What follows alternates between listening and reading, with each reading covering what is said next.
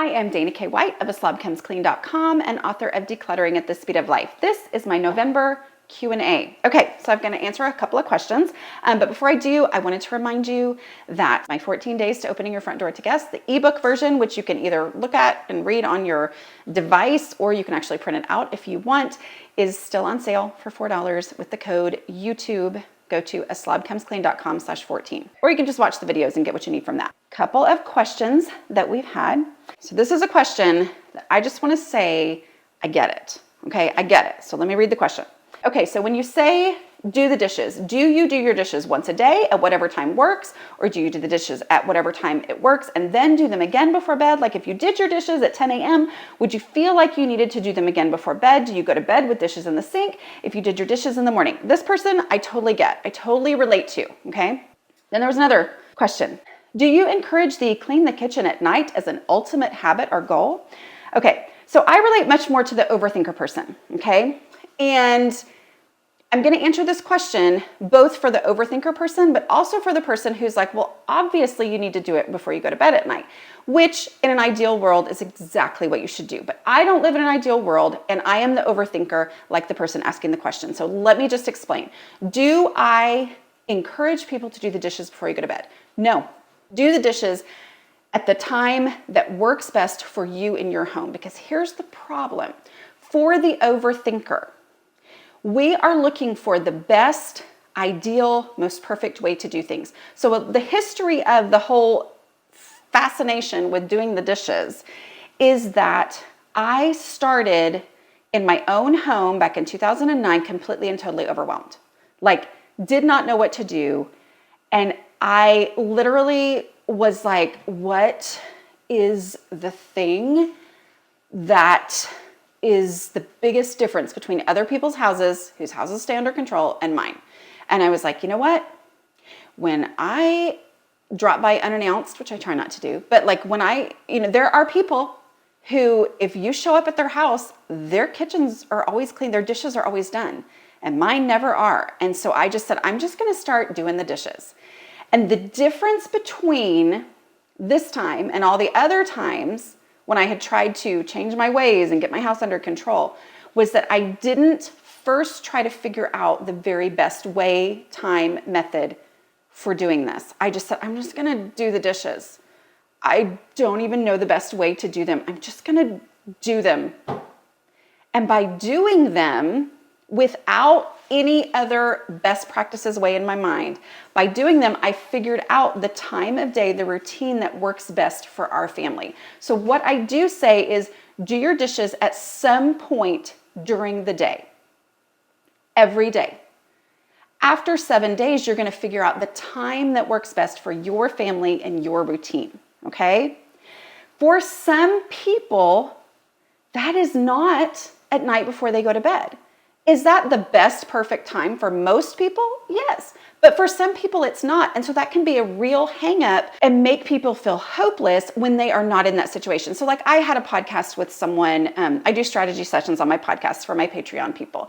And we were talking about this, and she was talking about how she works nights as a nurse, and she will come home and there might be dishes in the sink.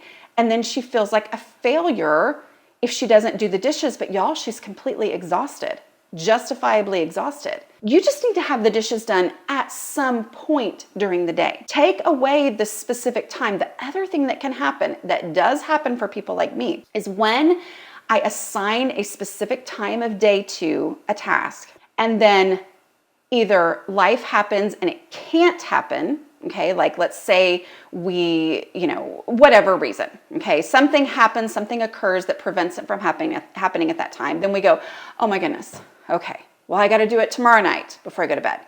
And then all of a sudden, that's how our brains work, y'all. That's just me. That's how my brain works. That's how a lot of my people's brains work, is we go, okay, well, then I need to do it tomorrow. Well, then it's double the stuff. And so you haven't actually, made the progress that you need to make. And it's more overwhelming. And then you might forget the next night. So instead of assigning a time, just say, do the dishes every day. Over time, you will find the time that works best for you. Okay? As you find the time that works best for you, you'll also start to see the value Okay, this is for the future. Don't worry about this now if you're not in this spot. But you will start to see the value of doing a few dishes here and there because you're like, I've got a time that works best for me. That's either, in the morning or after lunch or whatever time works best for you and your unique schedule and your unique lifestyle. Then once you have that time, you're going to start to be like, oh, well, if I do a few dishes now, then that's just going to save me time at the time when it's weird how it works, okay, in your brain. But I just say do the dishes. So if 10 a.m. is the time for you to do them, do them. Do them at 10 a.m. And be happy and proud of yourself and know that you've done a good thing by doing the dishes then. The more you do that, the more likely you are to wash a few dishes before bed because you're going to realize it's going to make life easy. But even if you don't, yay you've done the dishes, okay? Do you see how that's a mindset thing? I could be wrong. I could be taking this the wrong way. But I felt like it was more like everybody knows you should do them before you go to bed. Aren't you going to tell people that? Here's the problem. A lot of us don't know. There are a lot of people who are just completely overwhelmed. And when you put extra stipulations on this thing that needs to be done, then get into that whole like, well, I have to do it the perfect way. What's the point of doing it if I'm not doing it exactly the perfect way? And there is a point to doing your dishes whatever time of the day that you do them. Hope that made sense, okay? Do the dishes whenever that happens. All right, so here's a good question. This was on one of our 1 hour better ones. Somebody asked, what if, say, my kids love Shopkins so much that they would rather, I think this was actually a question based on the last Q&A. Anyway, they would rather donate all of their Barbies and use the Barbie bin to also hold their Shopkins. At what point does love and passion win over the container concept? The container concept and love and passion go together. Love and passion wins through implementing the container concept. If your kids would rather donate all of their Barbies and use that Barbie bin to hold the Shopkins, they get to do that. Their love and passion wins. That's where the container concept is so beautiful in working with other people, is you say, yeah, keep whatever you want. You can't keep everything because there's not space. It's not me saying you should keep Barbies or you shouldn't have so many Shopkins. Instead, it's the container decides that. The container determines how much you keep. So the answer is love and passion win through using the container concept, okay? So you get to keep anything, you just can't keep everything. So if you like Shopkins more than Barbies, great. Get rid of the Barbies and you've got more room for Shopkins. But sometimes when you say, okay, then get rid of the Barbies so there's more room for Shopkins, then they say, oh, well, I don't want to get rid of my Barbies. Oh, okay, well then it starts to make sense that there needs to be a limit to the Shopkins. Does that make sense? But the container is the limit. The person who has that container, they're deciding what goes in that container. The container is deciding how much of that. Does that make sense? So what you're saying is an absolutely valid way for things to go, is that, yeah, you love Shopkins so much, we're getting rid of other entire categories of toys to free up another container for Shopkins. Either way, you're still staying within the limits of the container and how many containers fit inside the room that is a container too. Got it? Okay. Let's see here. Here is a question that I get a lot. And so I totally understand that it's a natural question to have. And that is, I have things on my counter that don't have homes. So when I ask the question, where would I look for this? Answer is somewhere under all the stuff on the counter. It doesn't belong there, but that's where I look for it. Got that. Your goal is to have this counter cleaned off. So when that is your natural reaction, well, it would go here, then you have to say, okay, well, if this counter was clear, which is the goal that I'm going toward, where would I look for it first? Okay, if this counter was not a big jumbled mess, the goal, where would I look for it first? Okay, let's see, this one says, I've been decluttering and finding that when I take my items to the place I would look for it first, it's not fitting because my container space was almost to capacity. Should I tackle the container issue right away if it's just one or two items that I have to deal with in that moment for it to fit, or should I finished decluttering the spaces where I know I might find more things that belong in the container. I'm talking about before tackling that specific container. Okay, so this is also similar to the question a lot that I get of what do I do if I take something and something is its own cluttered space? That's kind of what's going here. Like the container really doesn't have room for everything. Do I deal with that container first or what? No, when you take something now, okay, to the place where you would look for it first, and there's not room for it there, all you have to do is remove something to create space for the thing that you would look for there. Okay, because you just said that space is cluttered. That space has too much in it. So if this item that I would look for there is going to go there, something has to leave to make the room for that. It doesn't have to be the same type of item. It just needs to be something. Generally a trash or duh item, because then you're going to take that back to the space that you were initially decluttering, where there is a donate box and a trash bag. Okay, so you're just creating space for that one item so that you can then go back to the space that you're working on, and nothing is worse off. You've never made a bigger mess anywhere. You're only making progress, okay, but you're going to come back to that space you were initially working on and really work on that. Okay, so this question is good. What if you pulled something out which you liked but just needed repairing? Where does stuff like that go? Well, there's two things you can do here. A lot of times I find that I will take a moment and realize that this is like a 5-second repair, like it's the glue gun and gluing it back together or whatever. If it's something like that, I go ahead and repair it. It feels like I'm stopping decluttering, except that once it's repaired, it can go in its final home. And so then it's not clutter anymore, right? It's not in any kind of halfway spot. The answer for if you really do have things that need to be repaired and they're going to take a lot of time, the container concept is the answer. Meaning, what space do you have in your home to devote to things that need to be repaired?